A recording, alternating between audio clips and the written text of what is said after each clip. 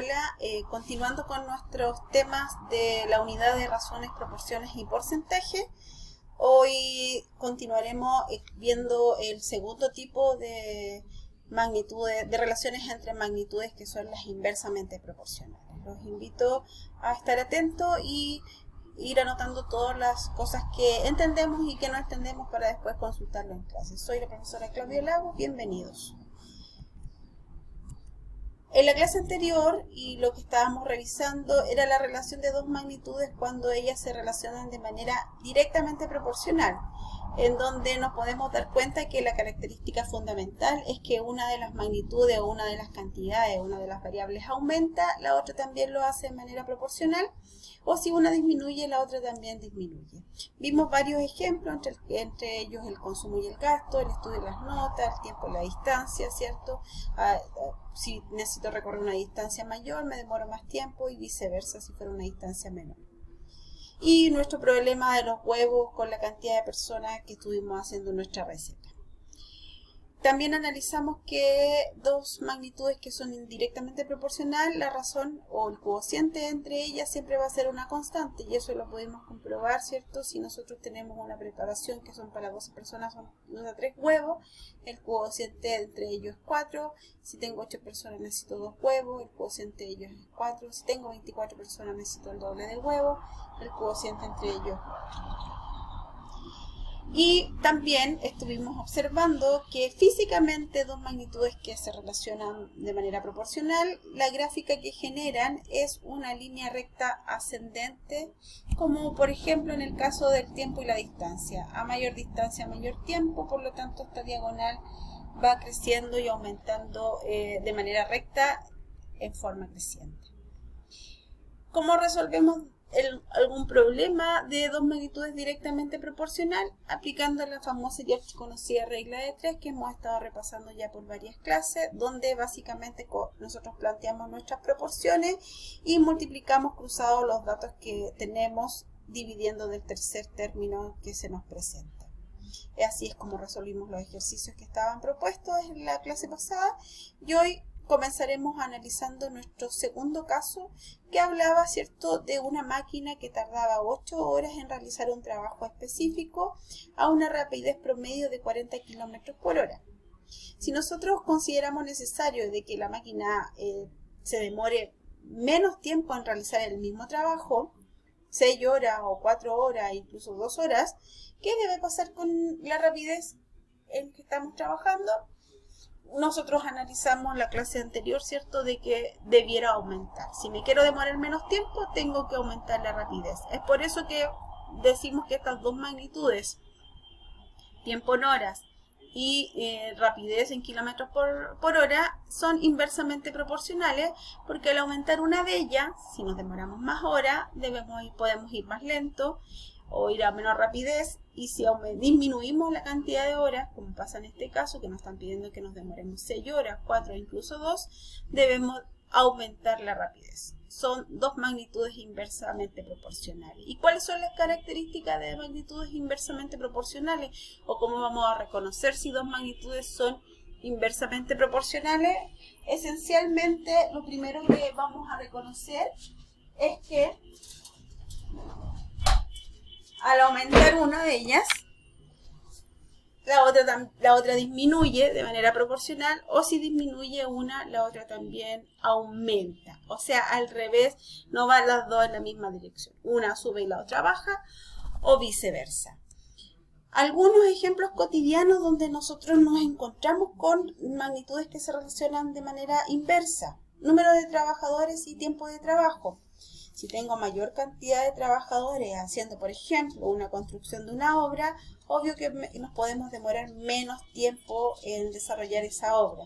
Si aumenta el número de trabajadores, me demoro menos. Si disminuye el número de trabajadores, me demoro más. Otra muy común y frecuente, ¿cierto?, es la velocidad en el tiempo. Todos sabemos que a mayor velocidad nos demoramos menos tiempo en recorrer una distancia fija.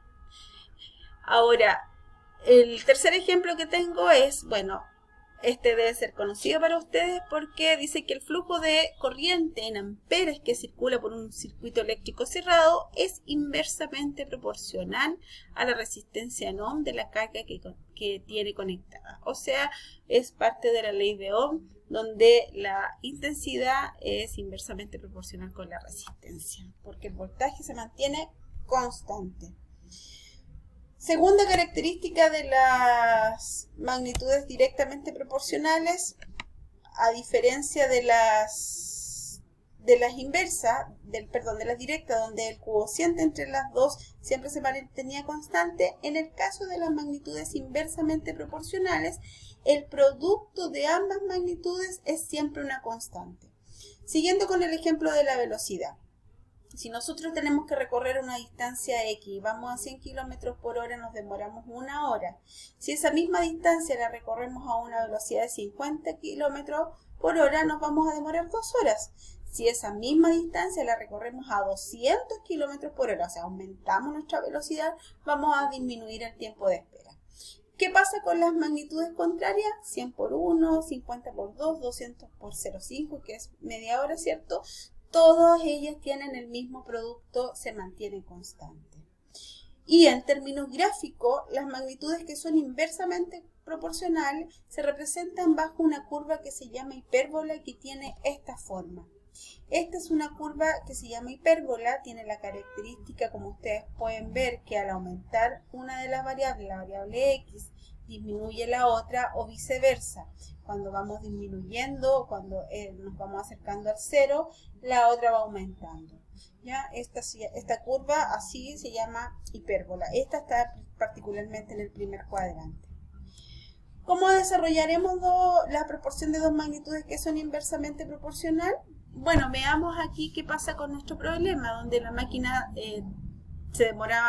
tardaba 8 horas en hacer un trabajo a una rapidez de 40 kilómetros y necesitamos demorarnos menos, por lo tanto aumentar la rapidez. Lo primero, planteamos la razón respectiva de cada una de las variables que tenemos. En el caso de las horas, que es el tiempo medido en horas, ¿cierto? Y en el caso de la rapidez, que está en kilómetros por hora. He sido insistente en proponer, ¿cierto?, de que cada vez que usted plantea una proporción, haga las razones de manera ordenada. ¿A qué me refiero? Que cada razón que genera la forme a partir de la misma variable. Horas con hora, rapidez con rapidez. Tiempo con tiempo, rapidez con rapidez. En este caso, tenemos que 8 horas es a 6 horas, que es lo que queremos disminuir, como la rapidez de 40 es a X. Aquí tenemos nuestra proporción planteada. Vuelvo a insistir en hacer cada una de las razones de la proporción de manera ordenada por las magnitudes respectivas. En el caso de las magnitudes inversamente proporcional, no multiplicaremos cruzado. Ya, no multiplicaremos cruzado, pero sí vamos a multiplicar. Pero vamos a multiplicar de manera lineal magnitudes contrarias. Es decir, vamos a multiplicar las 8 horas por 40 de rapidez y vamos a dividir en este caso de las horas que son 6 lo que queremos disminuir. O sea, en lugar de multiplicar cruzado, vamos a multiplicar lineal. ¿Por qué vamos a multiplicar lineal y no cruzado? Porque una de las características que recién mencionamos ¿cierto?, que mencionamos de las magnitudes inversamente proporcionales tiene que ver con que el producto entre magnitudes contrarias se mantiene constante. Entonces, en otras palabras, nosotros tenemos que preguntarnos por cuánto debemos multiplicar 6 para que se mantenga constante el producto igual que 8 por 40. En este caso, siguiendo con nuestra proporción, ¿cierto? Algo pasó aquí con el PowerPoint. Aquí está, el producto de dos magnitudes se mantiene constante, tal como lo dijimos. El resultado es 53,3. O sea, el producto de 8 por 40 dividido de 6 nos da 53,3. ¿Qué quiere decir? Que nosotros debemos ir a una rapidez de 53 kilómetros por hora, aumentarlo para poder demorarnos menos tiempo en hacer el trabajo. Disminuyó el tiempo, aumentó la rapidez. No olvidemos nunca que el producto siempre se mantiene constante y eso lo podemos comprobar haciendo la proporción respectiva, multiplicando las unidades de distinta magnitud y dividiendo, ¿cierto? 8 por 40, si nos queremos demorar 6 horas tenemos que ir a 53,3 kilómetros por hora, si quiero demorarme 4 horas tengo que ir a 80 kilómetros por hora y si quiero demorarme 2 tengo que ir a 160 kilómetros por hora. Todas estas rapideces las calculamos al igual como lo dijimos anteriormente, multiplicando 8 por 40 y dividiendo de 6, 8 por 40 dividido de 4 y 8 por 40 dividido de 2. La gráfica de nuestros datos en particular, ¿cierto? Aquí no se nota tanto la curva, pero es una curva llamada hipérbola descendente porque a medida que disminuimos la rapidez nos demoramos más horas de trabajo, o dicho de otra manera, mientras menor es el tiempo de trabajo, mayor es la rapidez en que debemos ir. Una cosa importante, por mucho que nos queramos demorar un segundo, una milésima de segundo y aumentemos la rapidez de tal manera, nunca vamos a tener 0 segundos de tiempo, o sea, siempre va a haber alguna milésima de tiempo en que nos vamos a demorar en hacer un trabajo. O por mucho que vamos disminuyendo la rapidez, nos vamos a ir demorando cada vez más, entonces aumenta el tiempo de trabajo. Por lo tanto, quiero comentarles que las hipérbolas, que son estas curvas, ¿cierto?, que aparentemente son descendentes, claramente van a descender, siempre son curvitas que se van acercando a los ejes, pero nunca los tocan. Porque, insisto, por mucho que que vayamos muy rápido, no sé, a 1000 kilómetros por hora de rapidez, igual nos vamos a demorar un tiempo, aunque sea una milésima. Por lo tanto, estas curvas nunca tocan eje.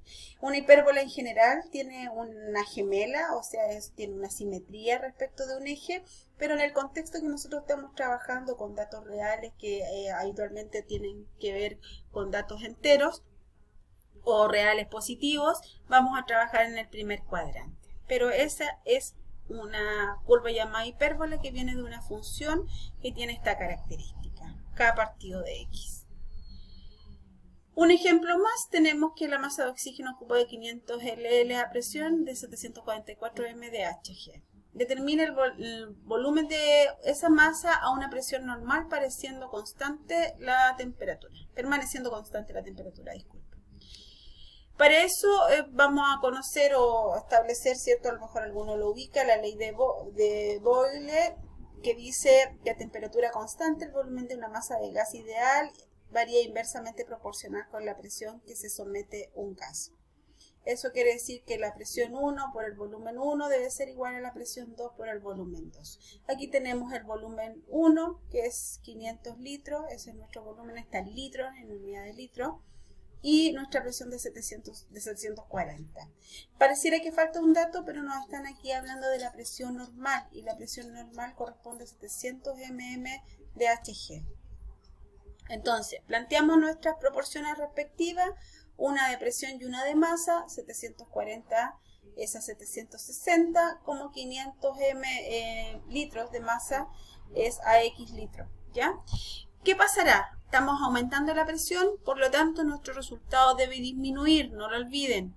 Así que aplicamos la multiplicación no cruzada, sino que lineal, y dividimos de nuestro tercer término. Nuestro resultado es coherente porque fíjense que nos disminuyó la masa en litros. Aproximadamente necesitamos 487 litros de masa para poder tener 760 mm. Me acabo de dar cuenta que está mal escrito ahí.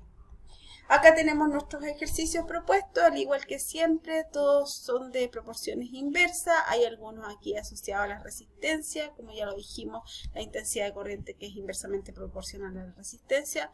Así que estoy segura que van a poder desarrollarlos todos. Cualquier consulta o duda, nos vemos en la clase para que las planteen. Saludos.